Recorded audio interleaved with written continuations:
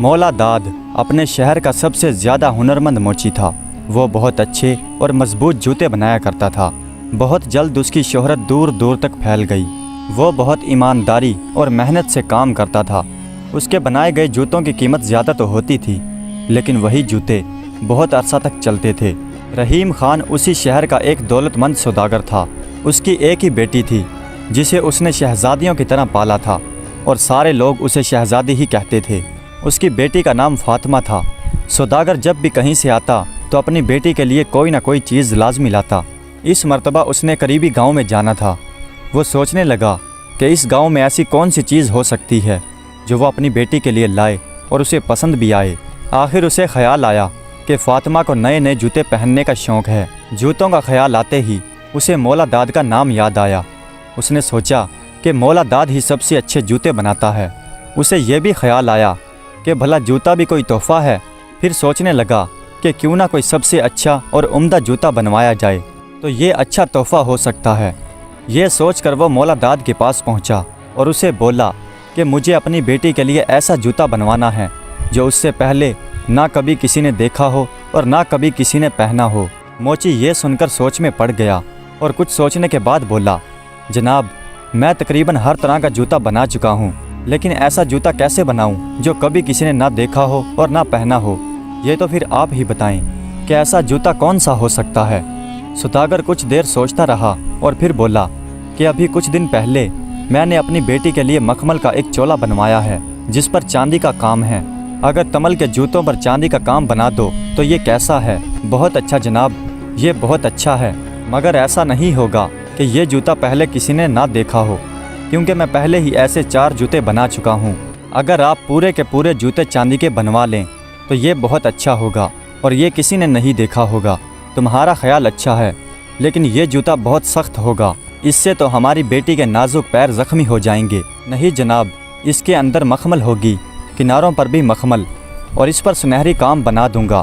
سوداگر بولا، نہیں نہیں، تم سفید جوتا ہی بنانا۔ اچھا جناب، میں سفید جوتا ہی بنا دوں گا، موچی نے جواب دیا۔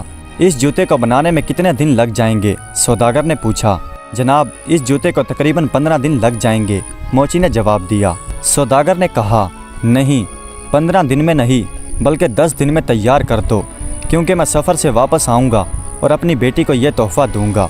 موچی نے کہا، ٹھیک ہے جناب، لیکن اس جوتے پر بہت زیادہ محنت ہوگی، اس لیے اس جوتے کی قیمت بھی کچھ زیادہ ہوگی۔ سوداگر نے کہا کہ تم قیمت کی فکر نہ کرو، تم بس جوتا اچھے سے تیار کرنا اور جتنی چاہے قیمت لے لینا۔ سوداگر گاؤں واپس چلا گیا اور موچی نے چاندی خرید کر اس پر کام کرنا شروع کر دیا اور اس پر خوبصورت نقش و نگار بنائے۔ فاطمہ ذہین اور سمجھدار ہونے کے ساتھ ساتھ نیک بھی تھی۔ خدا نے اسے بہت رحم دل اور نیک بنایا تھا۔ وہ اپنی نوکرانیوں سے بھی بہت پیار کرتی تھی اور ہر روز صبح اٹھ کر اپنے باغ میں بیٹھ کر قرآن پاک کی تلاوت کرتی تھی۔ وہ اللہ کی نعمتوں کا شکر ادا کرتی تھی اور اللہ سے دعا کرتی تھی کہ اللہ پاک اسے اور بھی نعمتوں سے نوازے۔ سوداگر کو گئے ہوئے 8 روز گزر گئے تھے اور فاطمہ اپنے باپ کو یاد کر کے بہت اداس تھی۔ فاطمہ کی سب سے خاص کنیز اسے بہت دلاسا دیتی اور اسے خوش رکھنے کی کوشش کرتی۔ فاطمہ کی ماں بچپن ہی میں فوت ہو چکی تھی۔ یہی وجہ تھی کہ سوداگر نے اپنی بیٹی کو بہت محبت اور شفقت سے پالا تھا۔ 10ویں دن جب سوداگر واپس آیا تو موچی نے جوتا تیار کر رکھا تھا۔ جوتا اتنا خوبصورت تھا کہ سوداگر خود بھی دیکھ کر حیران رہ گیا اور موچی کی محنت اور کام کی تعریف کرنے لگا، اور اس نے موچی کو منہ مانگی قیمت دی اور تحفہ لے کر اپنے گھر پہنچا۔ فاطمہ اپنے باپ کو دیکھ کر بہت خوش ہوئی۔ سوداگر نے اپنی بیٹی کو تحفہ دیا۔ جب اس کی بیٹی نے تحفہ دیکھا تو وہ ان خوبصورت جوتوں کو دیکھ کر حیران رہ گئی اور اپنے باپ سے کہنے لگی کہ ابا جان، اتنا خوبصورت جوتا ہم نے آج سے پہلے کبھی نہیں دیکھا، آپ نے یہ کہاں سے لیا؟ سوداگر نے مسکرا کر اپنی بیٹی کو جواب دیا کہ بیٹی، ہم نے بھی اتنا خوبصورت جوتا پہلی بار دیکھا ہے۔ اب یہ چھوڑو کہ کہاں سے آیا ہے، بس جلدی سے اسے پہن کر ہمیں دکھاؤ کہ کیسا لگتا ہے۔ فاطمہ نے مخمل کا لباس پہنا اور چاندی کا جوتا، وہ بہت پیاری لگ رہی تھی اور سوداگر کی خوشی کا تو کوئی ٹھکانہ ہی نہیں تھا۔ وہ کہنے لگا کہ آج تو واقعی ہماری بیٹی شہزادی لگ رہی ہے۔ اگلے روز بھی فاطمہ نے وہی لباس اور وہی جوتا پہنا اور کافی دیر تک اپنے محل نما گھر میں ٹہلتی رہی۔ اب فاطمہ کو بھوک لگنے لگی تھی۔ وقت بھی کافی ہو چکا تھا، لیکن ابھی تک دسترخوان نہیں لگا تھا۔ فاطمہ باورچی خانے میں گئی اور اپنی خاص خادمہ سے بولی کہ کیا بات ہے، ابھی تک دسترخوان کیوں نہیں لگا؟ خادمہ نے جواب دیا، بس جی لگا ہی رہی ہوں۔ اس بھوکے بابا کا واقعہ سن رہی تھی، بس خیال ہی نہیں رہا اور کھانا تیار ہے۔ اس نے دوسری خادمہ کو دسترخوان لگانے کے لیے کہا۔ فاطمہ نے خادمہ سے پوچھا کہ بوڑھا فقیر کہاں ہے، وہ بھوکا ہے کیا؟ خادمہ نے جواب دیا، شہزادی بی بی، میں نے اس کو کھانا تو کھلا دیا ہے، لیکن اس کا مسئلہ کچھ اور ہے، دراصل وہ آپ سے مدد چاہتا ہے۔ فاطمہ بولی، اچھا تو ہم خود ہی اس سے پوچھ لیتے ہیں۔ فاطمہ گھر سے باہر نکلی اور بوڑھے فقیر سے پوچھنے لگی کہ آپ کیا چاہتے ہیں بابا؟ وہ بوڑھا آدمی بولا، میں فقیر نہیں ہوں بیٹی، دراصل میں محتاج ہو گیا ہوں، اور اوپر سے ایک اور مصیبت آن پڑی کہ میری بیٹی بیمار پڑ گئی۔ اس کے پیروں پر ایک خطرناک بیماری لگ گئی ہے اور حکیم کا کہنا ہے کہ اس کا علاج ایک دھات سے ہی ہو سکتا ہے، اگر یہ نہ ملی تو اس کا زہر اس کے پورے جسم میں پھیل جائے گا۔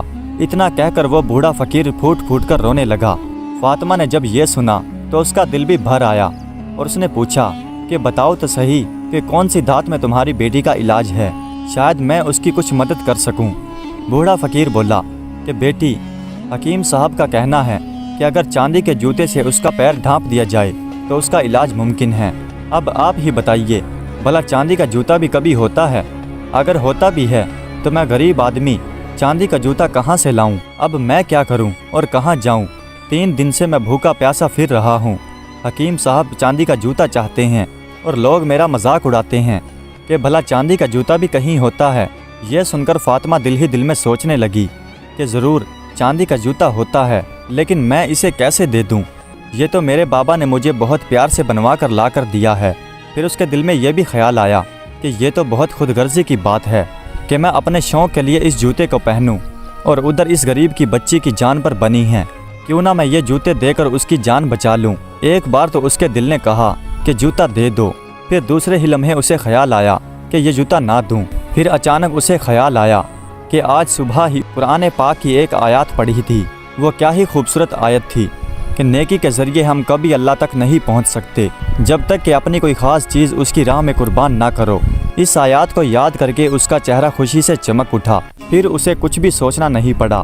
فاطمہ نے اپنے پیر سے چاندی کا جوتا اتارا، اسے الٹ پلٹ کر دیکھا اور پھر وہی جوتا اس فقیر کے ہاتھ میں تھما دیا اور بولی، لو بابا جاؤ اور اپنی بیٹی کا علاج کروا لو۔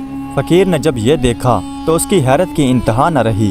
فقیر کا تو یہ خیال تھا کہ شاید اسے کچھ پیسے مل جاتے یا اس کی کچھ خدمت ہو جاتی، لیکن اسے تو اس کی ضرورت کی چیز ہی مل گئی تھی۔ اسے اپنی آنکھوں پر یقین نہیں آ رہا تھا۔ اس نے پھر کہا کہ بی بی، کیا چاندی کا جوتا واقعی ہی ہوتا ہے؟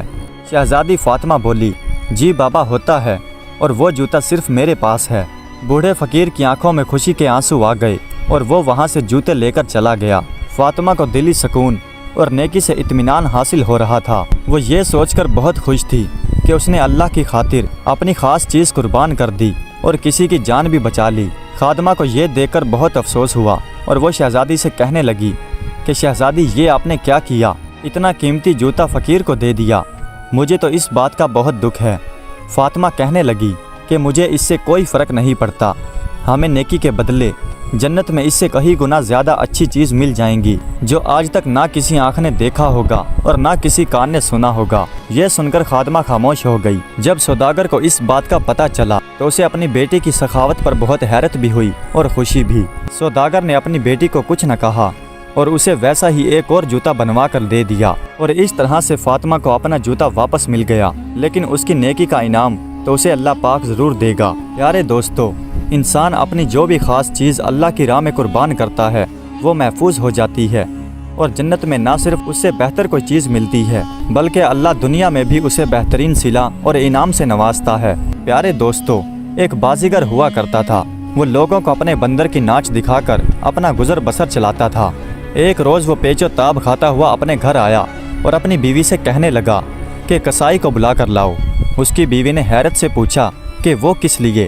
بازیگر بولا، اس بوڑھے بندر کو آج کسائی کے ہاتھ بیچ ڈالوں گا۔ بیوی بولی، یہ کیا کہہ رہے ہو؟ یہ بندر ہمارے پاس کافی عرصے سے ہے اور اب اسے بڑھاپے میں کسائی کے ہاتھ بیچو گے؟ بازیگر بولا، بیچوں گا نہیں تو اور کیا کروں گا؟ کیا اسے گھر میں بٹھا کر کھلاؤں گا؟ بیوی نے کہا کہ گھر میں بٹھا کر کیوں کھلاؤ گے؟ وہ تو خود ناچ کود کر تمہاری روزی روٹی چلاتا ہے۔ بازیگر نے کہا کہ بڑھاپے کے سبب یہ اپنی عقل کھو بیٹھا ہے اور ناچنا تو یہ ویسے بھی بھول چکا ہے۔ اس کے علاوہ ناچ کے دوران یہ ہانپنے لگتا ہے۔ میں اسے اشارہ کرتا ہوں لیکن اسے کچھ بھی سوچتا نہیں، بس بت بن کر کھڑا ہو جاتا ہے۔ میں ایسے بندر کا کیا کروں؟ اور دیکھو آج پورے گاؤں میں پھرنے کے باوجود بھی صرف 4 پیسے بنے ہیں۔ بیوی نے جب یہ سنا تو کہنے لگی بس اتنی سی بات کے لیے آج کسائی کے ہاتھوں اس کی گردن پر چھری چلواؤ گے؟ بازیگر بولا تو اور کیا کروں، جب کوئی جانور نکما ہو جاتا ہے تو اس کے لیے اس کا مر جانا ہی بہتر ہوتا ہے۔ ادھر میاں بیوی کی یہ باتیں چل رہی تھی اور ادھر بندر بیٹھا یہ سب باتیں سن رہا تھا۔ یہ باتیں سن کر بندر بیچارے کی حالت ایسی ہو گئی کہ بدن سوکھ کر کانٹا ہو گیا اور سوچنے لگا کیا میری تقدیر میں یہی لکھا تھا، اور کیا کسائی کے ہاتھوں جان دینی پڑے گی، اور کیا واقعی ہی کسائی میری گردن کاٹ ڈالے گا، میری بوٹی بوٹی کر دے گا اور بازار میں میری ہڈیاں اور گوشت بیچ ڈالے گا۔ لوگ میرا گوشت خرید کر ابالیں گے اور پھر دانتوں سے چبائیں گے۔ یہ سوچ کر بندر کا کلیجہ دھڑکنے لگا، آنکھوں سے آنسو ٹپکنے لگے اور سوچنے لگا کہ اب کیا کروں اور کس طرح اس مصیبت سے چھٹکارا ملے گا۔ آخر عقل بندر کی تھی، اس کے خیال میں کوئی بھی بات نہ آئی، لیکن اچانک اسے گیدڑ کی یاد آئی۔ وہ دل میں سوچنے لگا کہ گیدڑ میرا بچپن کا دوست ہے اور ہم بچپن میں کیسے کیسے کھیل کھیلا کرتے تھے، آپس میں جھگڑا بھی کرتے تھے اور پھر ایک ساتھ بھی بیٹھا کرتے تھے۔ واقعی ہی گیدڑ سے بڑھ کر میرا کوئی دوست نہیں، اور پھر گیدڑ بہت چالاک بھی ہے۔ اب اسی کے پاس جا کر کوئی مشورہ کرنا چاہیے، مصیبت میں دوستوں ہی سے مدد ملتی ہے۔ آخر رات کو بندر چھپتا چھپاتا گھر سے نکلا اور چلتا چلتا اپنے دوست گیدڑ کے گھر کے پاس پہنچ گیا، اور گیدڑ کے گھر کے پاس پہنچ کر اس نے آواز دی کہ میرے دوست کیا تم گھر پر ہو؟ گیدڑ نے پوچھا کہ رات کے اس وقت کون ہے اور کیا مصیبت آ گئی؟ میں ہوں بھائی جان۔ گیدڑ بولا میں کون؟ میں بندر ہوں بھائی گیدڑ۔ اچھا تو یہ کہو نا۔ گیدڑ نے جھٹ دروازہ کھول دیا اور بندر کو دیکھ کر کہنے لگا آؤ دوست آؤ۔ بندر اس کے گھر میں پہنچ کر اس کے سامنے بیٹھ کر رونے لگا۔ گیدڑ نے جب بندر کو روتے ہوئے دیکھا تو اس سے پوچھا کہ کیا بات ہے بھائی، کیوں پریشان ہو اور کیوں رو رہے ہو؟ تو بندر نے اسے بتایا کہ بھائی سب کچھ ختم ہو گیا۔ گیدڑ نے پوچھا کہ کیا ختم ہو گیا؟ پہلے سیدھے سے بات بتاؤ کہ کیا بات ہے۔ بندر روتا ہوا بولا کہ کھل کر کیا بتاؤں، تم بس میری جان بچاؤ۔ یہ سن کر گیدڑ بھی تھوڑا طنزیہ انداز میں بولا کہ کیسے جان بچاؤں، تم سیدھی سیدھی بات بتاؤ ورنہ تم جانو اور تمہارا کام جانے۔ یہ سن کر بندر نرمی سے بولا کہ بھائی غصہ کیوں کرتے ہو، سب بتاتا ہوں۔ اس کے بعد بندر نے شروع سے لے کر آخر تک ساری باتیں گیدڑ کو بتا دی۔ بندر کی بات سن کر گیدڑ بولا بھائی یہ تو بہت بڑی آفت ہے۔ یہ سن کر بندر گھبرا کر بولا کہ تم بھی کہتے ہو کہ یہ بڑی آفت ہے، لیکن اب اس سے چھٹکارا کیسے پایا جائے؟ گیدڑ نے جواب دیا کہ بھائی تم کسائی کے ہاتھ میں جا کر کبھی بھی نہیں بچ پاؤ گے۔ گیدڑ کی بات سن کر بندر کا سانس سوکھ گیا اور بولا کہ بھائی اسی لیے تو پوچھتا ہوں کہ کیسے بچا جائے۔ گیدڑ بولا اچھا ذرا ٹھہرو، میں کچھ سوچتا ہوں۔ گیدڑ آنکھیں بند کر کے کچھ سوچنے لگا۔ بندر جو اس کے سامنے بیٹھا تھا وہ خوف کے مارے تھر تھر کانپ رہا تھا۔ تھوڑی دیر بعد گیدڑ نے آنکھیں کھولی اور بولا فکر کرنے کی کوئی ضرورت نہیں، سب کچھ ٹھیک ہو جائے گا، تم واپس چلے جاؤ۔ بندر گھبرائی ہوئی آواز میں بولا کچھ بتاؤ گے بھی؟ پھر گیدڑ بولا کہ کیا تمہارے گھر میں کوئی بچہ بھی ہے؟ بندر نے کہا جی بچہ ہے، اور اس کی ماں ہر روز اسے گھر کی کھڑکی میں لٹا دیتی ہے۔ گیدڑ بولا بس تو پھر گھبرانے کی کوئی ضرورت نہیں، بس تم اپنے گھر چلے جاؤ۔ بندر بولا کہ بھائی گھبرانے کی بات کیسے نہیں، پہلے مجھے بتاؤ تو صحیح کہ تم نے کیا سوچا ہے، جب تک تم مجھے نہیں بتاؤ گے تو میرا خوف کم نہیں ہوگا۔ گیدڑ بولا کہ خوف کا کوئی علاج نہیں، بس خاموشی کے ساتھ گھر جا کے سو جاؤ۔ بندر نے ضد کی تو گیدڑ نے اسے ڈانٹ کر چپ کروا دیا۔ بندر جانے کے لیے کھڑا ہو گیا اور بندر اسے دروازے تک چھوڑنے کے لیے آیا، اور دروازے پر پہنچ کر گیدڑ بولا کل صبح جب میں تمہارے مکان کے پاس آ کر تمہیں پکاروں تو تم میرے پاس چلے آنا، اور دیکھو ذرا ہوشیار رہنا۔ یہ سن کر بندر اپنے گھر واپس چلا گیا۔ گیدڑ نے کہا تھا کہ آرام سے گھر جا کر سو جانا، لیکن بندر کو ساری رات نیند نہیں آئی۔ صبح ہوتے ہی گیدڑ اٹھ کر اس بازیگر کے گھر کے پاس جا پہنچا اور اس کھڑکی کے پاس جا کر کھڑا ہو گیا جس کے اندر بچہ کھیل کود رہا تھا۔ گیدڑ اس بچے کو اٹھا کر جنگل کی جانب بھاگ نکلا۔ بچہ زور زور سے رو رہا تھا۔ بچے کی آواز سن کر بچے کی ماں پاس والے کمرے سے دوڑ کر آئی اور کیا دیکھتی ہے کہ گیدڑ اس کے بچے کو اٹھا کر جنگل کی طرف بھاگا جا رہا ہے۔ اس نے اپنے شوہر کو پکارا، अजी देखते हो कि ये क्या हो गया। गीदड़ भागता भागता बंदर को पुकारने लगा। हो गया, काम हो गया। और बंदर तो पहले ही से तैयार बैठा था। गीदड़ की आवाज़ सुनकर वो भी उसके पीछे पीछे भाग निकला था। बीवी की आवाज़ सुनकर बाजीगर दौड़ता हुआ आया और कहने लगा कि क्या मुसीबत टूट पड़ी। बीवी ने कहा कि हाय मैं लुट गई कि हमारे बच्चे को एक गीदड़ उठाकर ले गया। फिर बाजीगर ने पूछा कि किस जानिब ले गया। बच्चे की माँ रोते रोते बोली, उधर जंगल की जानिब। बाजीगर हाथ में लाठी लेकर जंगल की तरफ भागा और बच्चे की माँ घर बैठकर रोने लगी। थोड़ी देर बाद बाजीगर हाँफता हुआ घर आया। जब बीवी ने उसे देखा तो पूछा कि मेरा बच्चा कहाँ है। बाजीगर ने जवाब दिया कि बहुत ढूंढा लेकिन मुझे बच्चा कहीं नहीं मिला। इतने बड़े जंगल में भला क्या पता चलता है। वो सर पकड़कर बैठ गया और इधर गीदड़ जंगल में पहुंचकर एक जगह पर रुक गया और बंदर भी उसके पास पहुंच गया। और फिर गीदड़ ने बंदर से कहा कि भाई बंदर, अब इस बच्चे को लेकर घर चले जाओ। और बंदर उस बच्चे को उठाकर आहिस्ता आहिस्ता घर की तरफ चलने लगा। बाजीगर के घर में कोहराम मचा हुआ था और गांव के सभी लोग वहां पर जमा हो चुके थे। सबका यही ख्याल था कि अब बच्चा नहीं मिलेगा। लेकिन जब सबकी नज़र बंदर पर पड़ी जो बच्चे को खिलाता हुआ उनकी तरफ चला आ रहा था, और जब बच्चे की माँ ने उसे देखा तो उसकी खुशी की इंतहा न रही। बच्चे की माँ ने जैसे ही अपने बच्चे को प्यार से गोद में लिया वैसे ही बंदर को भी प्यार किया, क्योंकि इसी की बदौलत उसे अपना खोया हुआ बच्चा वापस मिल गया था।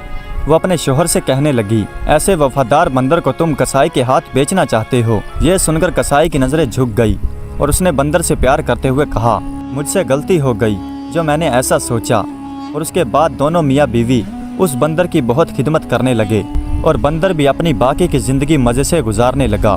प्यारे दोस्तों, उम्मीद करता हूँ कि ये वीडियो आपको पसंद आई होगी। अगर वीडियो अच्छी लगी हो तो कमेंट्स में अपनी राय का इजहार ज़रूर कीजिएगा। हमारे चैनल को सब्सक्राइब कर दीजिएगा। वीडियो देखने का बहुत बहुत शुक्रिया।